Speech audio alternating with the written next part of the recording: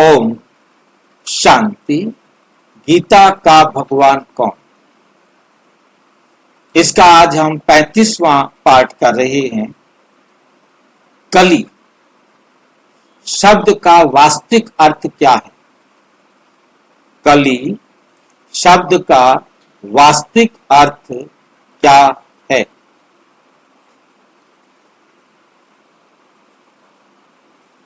शब्द मूल। कली शब्द संस्कृत के कल का मतलब काल ब्रैकेट में समय से बना है, जिसका अर्थ है काल का अंश। कली काल का अंश। ये प्रथम भी कहलाता है, जैसे पासे के खेल में एक को कली कहते हैं। पासे के खेल में एक, पासे जानते हैं? महाभारत में जो देखा होगा, पासे फेंके जाते हैं, उसमें जिस पर एक लिखा होता है उसको कली बोला जाता है। जिस पर एक लिखा होता है उसको क्या बोला जाता है? कली कहा जाता है। निष्कर्ष, कली कोई युग नहीं, बल्कि एक गणना की काल इकाई है। जैसे सेकंड एक समय की इकाई है, समझ गए ना? इसी प्रकार कली भी समय की एक क्या है? काल गणना की एक इकाई है, जिससे समय मापना शुरू करते हैं। 1 सेकंड हो गया, 1 मिनट हो गया, 1 घंटा हो गया, मतलब उसकी इकाई है। कली क्या है? उसकी एक इकाई। नंबर 2, तो क्या सभी युगों की आयु एक जैसी होती है या भिन्न भिन्न? धार्मिक मान्यताएं प्रचलित युगमान अनुसार कलयुग 4,32,000 साल का, 8,64,000 साल का, त्रेता युग 12,96,000 का, सतयुग 17,28,000 वर्ष का। परंतु इन युगों की आयु का ये गुणा करना क्यों उचित नहीं? ये जो उन्होंने 1 से गुणा किया 4,32,000 को, उसको 2 से गुणा किया, 3 से गुणा किया, 4 से गुणा करना, ये गुणा करना उचित क्यों नहीं? क्योंकि ये केवल धर्म के पादों, सत्य धर्म के अंश, सत्य धर्म के अंश, मतलब 4 अंश किए सत्य धर्म के। जब धर्म रूपी बेल की एक टांग टूटी, मतलब उसका एक अंश खत्म हो गया, 3 अंश रह गया। तीसरी टांग टूटी, 2 अंश खत्म हो गए, 2 रह गए। और जब दूसरी 2 टांगे रह गई थी, वो टांग टूट गई, तो 1 अंश रह गया सच का और 3 अंश रह गए असत्य के, अधर्म के। जैसे त्रेता में 3 पाद, धर्म द्वापर में 2 और कली में 1 पाद रह गया। लेकिन इससे युगों की लंबाई तय नहीं की जा सकती। मतलब पासे का एक, ऐसे ही कली को एक का जो है ना नाम दिया। मतलब बहुत सारे भाई बहन, जब मैं ज्ञान में नहीं था, मुझे भी ये भ्रम रहता था कि त्रेता युग माना 3, द्वापर युग माना 2, ये 3 पहले आना चाहिए कि 2 पहले आना चाहिए? मतलब पहले क्या आना चाहिए? पहले द्वापर युग आना चाहिए कि त्रेता युग आना चाहिए? मतलब ये मेरे को भी कंफ्यूजन रहता था कि पहले क्या आना चाहिए। जैसे हम अब समझते हैं कि सतयुग के बाद क्या आना चाहिए? त्रेता युग, ठीक है कि नहीं? और त्रेता के बाद द्वापर युग। अब हमें समझ में आ गया। और तो जब ये समझ में नहीं आया था, तो होता था पहले द्वापर आना चाहिए, फिर त्रेता आना चाहिए, पहले 2 होना चाहिए, फिर 3 होना चाहिए। हाँ, संगम पर, संगम पर कृष्ण का जन्म संगम पर होता है, सतयुग में नहीं। सतयुग में तो लक्ष्मी नारायण आएंगे, 1 1 1 शुरू होगा। अब वो कृष्ण तो नहीं कहलाएगा, है नहीं, वो तो लक्ष्मी नारायण ही होंगे ना। हाँ और क्या।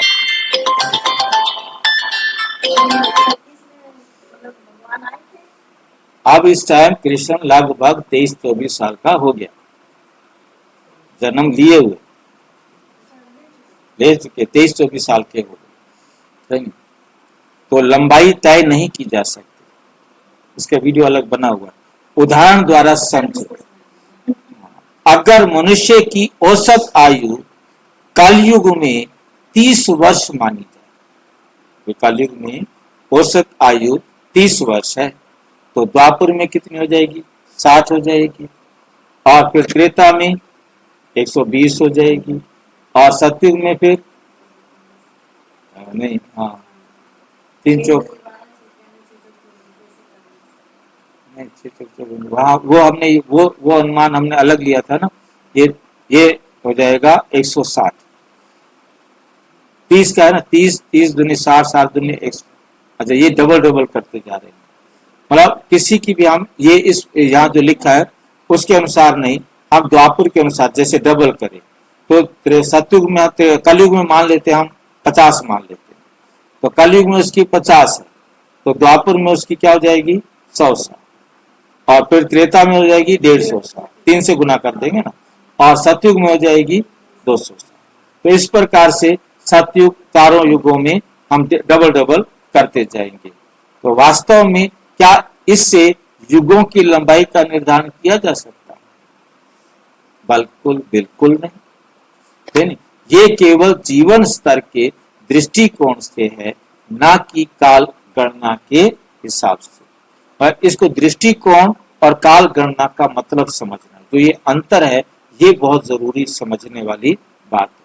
अब क्या है कि सतयुग में सारे के सारे सतो प्रधान थे, सारे के सारे क्या थे? सतो प्रधान थे, गुणों से संपन्न थे। अब त्रेता में उनकी सतो प्रधानता कम हो गई, क्या हो गए? वो सतो हो गए। अब जब द्वापर आया तो रजो हो गए, और जब कलयुग आया तो क्या हो गए? तमो हो गए।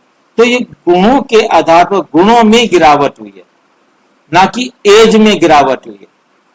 उन्होंने गुणों की गिरावट को एज के साथ लगा दिया, अब उससे एज का कोई संबंध नहीं। तो ये बात हमको समझनी है, जीवन स्तर के दृष्टिकोण से है, ना कि समय गणना से। ये बात समझ में आई है? किसी को डाउट है तो पूछे कि मतलब हमारे गुणों में गिरावट हुई है। हाँ जी, पवित्रता के लेवल से वर्ष गिना, अब तो उसकी आयु गिना जाता है। हाँ, मतलब उसको ऐसे नहीं करना, वो हमारे गुणों से है। इसलिए बाबा ने आज क्या कहा कि गुणा नहीं करो, मतलब आज की जो हमारा जो टॉपिक है, गुणा नहीं करो, गुणों के आधार पर इसको समझो। तो क्या ये युग गणना भगवान द्वारा दी गई है? नहीं, भगवान ने तो ऐसी गणना नहीं दी। आर्यभट्ट, वाराह मिहिर जैसे ज्योतिर्विदों ने अपने अनुसंधान के अनुसार युगों की गणना की है। उदाहरण के लिए आर्यभट्ट के अनुसार युगपात 432, युगपात क्या है? 432 वर्ष। चतुर्युगी मतलब एक कल्प, उसको 4 से गुना कर दिया, मतलब उसने कहा एक युग 432 पाद का है। एक युग क्या है? 432 पाद का है। तो चतुर्युगी मतलब चारों युगों का समूह, जैसे सप्ताह बोलते हैं 7 दिनों का समूह। सप्ताह का मतलब क्या होता है? 7 दिनों का समूह।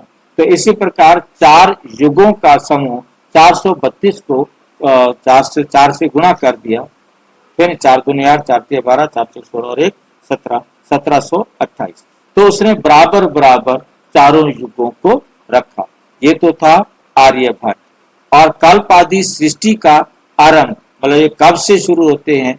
तो उसने रखा 4398 ईस्वी पूर्व, BCE, BC में ना बिफोर क्राइस्ट। और प्रथम कलयुग 3102 BCE, मतलब 3102 BCE बिफोर क्राइस्ट। और दूसरा कलयुग 1374 BCE। तो कहने का मतलब उन्होंने अपनी गणना के हिसाब से अपना समय इस प्रकार से दिया। इस पद्धति से महाभारत युद्ध आज से 1400 साल पहले हुआ। मतलब आर्यभट्ट की गणना के हिसाब से हम देखते हैं तो आज से 1400 साल पहले महाभारत हुआ। क्यों उसने ऐसा किया? उसने ज्योतिष के हिसाब से जो गणना की उस हिसाब से इतना समय आता है। परंतु 1400 साल पहले महाभारत हो नहीं सकता, महाभारत हो नहीं सकता, जो कि असंभव प्रतीत होता है। नंबर 5 कली, द्वापर युग, त्रेता युग, सतयुग। शब्दों का सही क्रम क्या है? सही क्रम क्या है? ये शब्द वर्तमान से अतीत की ओर जाते हैं। ये शब्द वर्तमान से अतीत की तरफ, मतलब अब कली है, मतलब कलयुग है, और इससे पहले क्या था? द्वापर, उससे पहले क्या था? त्रेता, उससे पहले क्या था? सतयुग। ये वर्तमान से भूतकाल की तरफ जाता है। कलयुग, फिर द्वापर, फिर त्रेता, फिर सतयुग। इसका अर्थ हम अतीत का मूल्यांकन करके उसे युगों में बांटते हैं, ना कि सतयुग के समय युगों का ज्ञान दिया गया। और सतयुग में तो हमें युगों का ज्ञान दिया नहीं गया, त्रेता में दिया नहीं गया, द्वापर में दिया नहीं गया। इससे समझ में आता है कि आज हमने बैठकर इन युगों का ज्ञान बनाया है, शुरू में नहीं था। द्वापर युग में शास्त्र लिखे गए, इसका मतलब द्वापर युग में युगों को जान रहे थे ना, जानने की कोशिश कर रहे थे। परंतु उतना स्पष्ट द्वापर युग में जब वेद लिखे गए, उन वेदों में युगों के बारे में जानकारी इतनी अच्छी नहीं है। ये जो युगों का ज्ञान है, ये आर्यभट्ट और ये वराह जो मीर है, इन ज्योतिषाचार्यों ने ये गणना करने का काम किया। इसके साथ और ज्योतिषाचार्य हुए, हर एक ज्योतिषाचार्य ने अपना अपना मत दिया और फिर उनका प्रभाव पुराणों पर पड़ा और पुराणों में उस प्रकार से लिखा गया। तो ये समकालीन है पुराण। और ये तो पुराण जितने भी लिखे गए हैं, ये सारे के सारे पुराण द्वापर के अंत हमारे हिसाब से और कलयुग में ही लिखे गए। तो उन्होंने कलयुग को कली कहा, कलयुग को कली। यानी कली का मतलब हमें अब समझ में आया, हमें पहले पता नहीं था, क्योंकि कली का मतलब है एक, कली का मतलब है एक, और कलयुग को एक माना। और उसके गुणों आज के हिसाब से, मतलब उन्होंने देखा कि आज जो हमारे गुण है हमारे जीवन में, द्वापर में उससे अच्छे थे, त्रेता में उससे अच्छे थे, और सतयुग में बहुत अच्छे थे। उन्होंने अब काल गणना की, क्योंकि ये जो चारों युगों का जो अकाउंट बनाया है, ये ज्योतिषाचार्यों ने अब बनाया है, ये पहले नहीं बनाया हुआ था। पहले नहीं बनाया हुआ था, सतयुग में नहीं बना के दिया बाबा ने। किसी को पता ही नहीं था 4 युग होते हैं। त्रेता में भी किसी को नहीं पता, द्वापर में भी नहीं पता। ये कलयुग में आकर के इन ज्योतिषाचार्यों ने ये काल गणना करके इन युगों का वर्णन किया। इससे पहले पता ही नहीं कि कौन से युग होते हैं, क्या होते हैं। सत्य ज्ञान कहां से मिले? अब प्रश्न खड़ा होता है कि सत्य ज्ञान फिर कहां से मिलता है? ब्रह्मा कुमारी मुरली ज्ञान कहता है, साकार मुरली है 6 मार्च 1973 की। ये ज्ञान तो एक कल्प के अंत में ही मिलता है। हाँ, ये ज्ञान तो एक कल्प के अंत में ही मिलता है, जब स्वयं परमात्मा शिव ब्रह्मा तन में प्रवेश कर सृष्टि चक्र का रहस्य बताते हैं। जब तक परमात्मा ना आए, ये ज्ञान कोई दे नहीं सकता। साकार मुरली 18 जुलाई 1971। अब तुम बच्चों को यथार्थ बाप बैठ ज्ञान दे रहे, सच्चा ज्ञान बाप बैठकर दे रहे हैं। दुनिया वाले तो कल्प कल्पांत काल गणना में ही फंसे रह जाते। हर कल्प इसी समय वो इसी प्रकार की गणना करेंगे, वो इसमें फंसे ही रह जाते हैं। सच तो बाप ही आके बताते हैं। यथार्थ युगमान, धर्म की स्थिति, भगवान का अवतरण, ये सब केवल संगम युग पर बताया जाता है। 7. युगों की गणना ब्रह्मा कुमारी मत के अनुसार। अब आप ध्यान से सबके बारे में समझेंगे। युग, सतयुग 1250 वर्ष, पवित्रता 100%, कला 16। त्रेता युग 1250 वर्ष, पवित्रता 75% और कलाएं 14। द्वापर युग 1250 वर्ष, पवित्रता 50%, कलाएं 8। कलयुग 1250 वर्ष, 25%, कलाएं 4। वैसे हर युग में 4 कलाएं होती हैं, परंतु लिखा गया है 16, 14, 8, 4, जबकि 16, 12, 8, 4 लिखा जाना चाहिए। चतुर्युगी, चारों युगों का टोटल कल्प 5000 वर्ष, और अभी है संगम वर्ष 100 वर्ष का। संगम युग 100 वर्ष का। ये संगम युग 100 वर्ष भी इसी चतुर्युगी के अंदर, क्योंकि इसे क्या कहा जाता है, लीप युग। जैसे लीप का एक दिन बढ़ता है, वो उसी साल में ही रहता है, ये नहीं कि उस साल से उसको बाहर निकाल दिया जाए। लीप मास, अधिक मास भी होता है, 13 महीने भी होते हैं। तो एक बार हर 3 साल बाद, हर तीसरा साल क्या होता है, 13 महीने होते हैं। 2 साल होते हैं 12 महीने, 12 महीने, और तीसरे साल हो जाते हैं 13 महीने।